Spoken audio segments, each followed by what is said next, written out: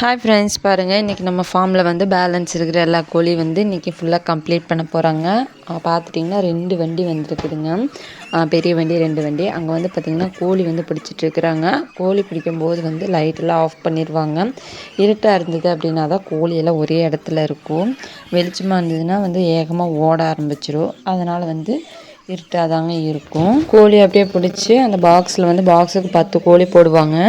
போட்டு அப்படியே வெயிட் போட்டு அந்த பாக்ஸ் வந்து 5 பாக்ஸு அந்த வெயிட் மிஷினில் வச்சு எடை போட்டு அப்படியே சூப்பர்வைசர் வந்து நோட் பண்ணிப்பாங்க. பார்த்திங்கன்னா தெரியும்.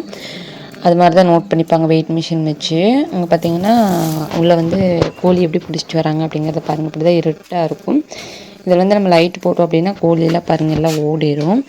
அதனால் வெளிச்சம் இல்லாமல் இருட்டாக இருக்கிற இடத்துல தான் வந்து கோழி பிடிச்சிட்டு வருவாங்க. அப்போ தான் ஈஸியாக இருக்கும் பிடிக்கிறதுங்க.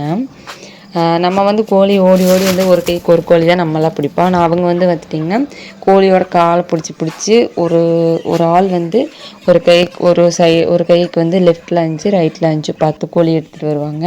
அதை அப்படியே ஒரு பாக்ஸில் போட்டு டக்குன்னு போட்டு எடுத்துருவாங்க. கடைசியில் ஒட்டா வெயிட் மிஷினில் ஒரு 5 பாக்ஸாக வச்சு வெயிட் எவ்வளோ இருக்குது அப்படிங்கிறத போட்டு அப்புறம் டோட்டலாக ஆவரேஜ் சிக்ஸோட வெயிட் எவ்வளோ அப்படிங்கிறத ஸ்ப்ளிட் பண்ணிக்குவாங்க. வெள்ளைக்கோழி சேவல் 2மே இருக்குது அப்படிங்கிறனால வெயிட் போட்டுட்டு டோட்டல் ஆவரேஜ் வந்து லாஸ்ட்டாக வந்து ஸ்ப்ளிட் பண்ணிடுவாங்கங்க.